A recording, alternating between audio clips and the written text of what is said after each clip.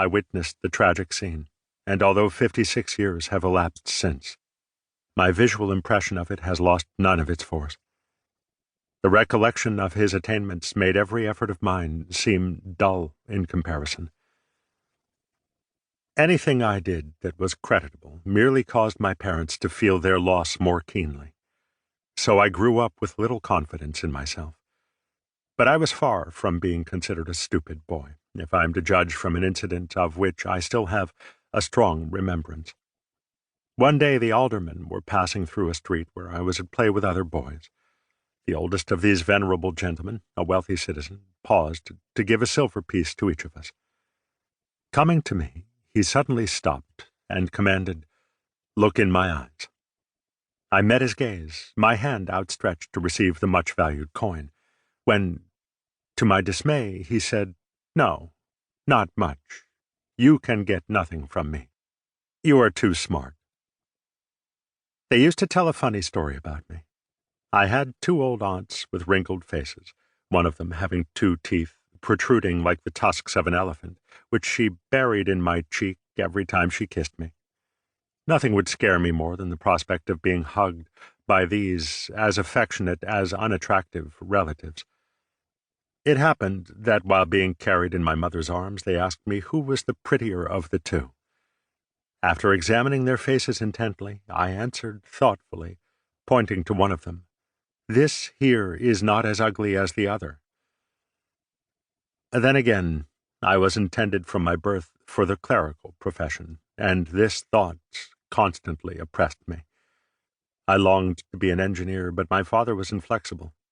He was the son of an officer who served in the army of the great Napoleon, and, in common with his brother, professor of mathematics in a prominent institution, had received a military education, but, singularly enough, later embraced the clergy, in which vocation he achieved eminence.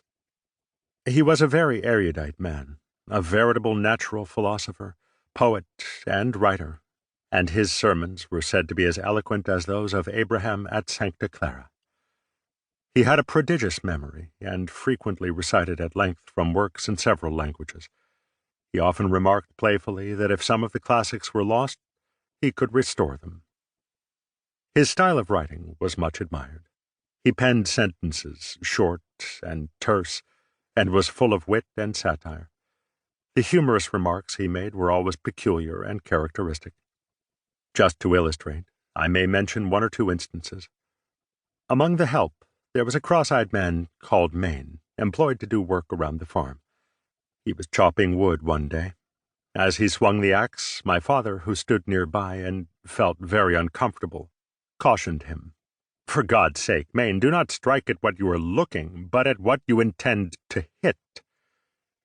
On another occasion, he was taking out for a drive a friend who carelessly permitted his costly fur coat to rub on the carriage wheel. My father reminded him of it, saying, "Pull in your coat, you are ruining my tire."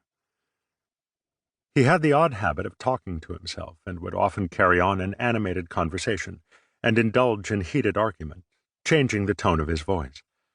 A casual listener might have sworn that several people were in the room.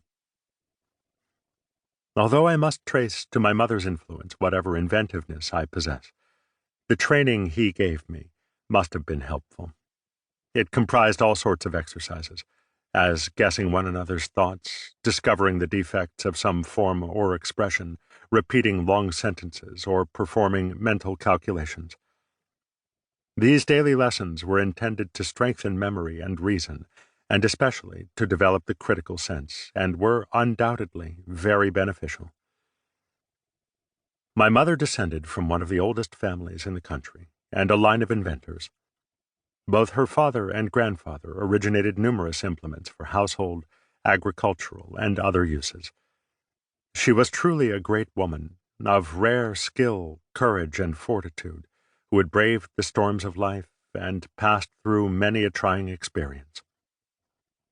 When she was 16, a virulent pestilence swept the country. Her father was called away to administer the last sacraments to the dying, and during his absence she went alone to the assistance of a neighboring family who were stricken by the dread disease. All of the members, 5 in number, succumbed in rapid succession.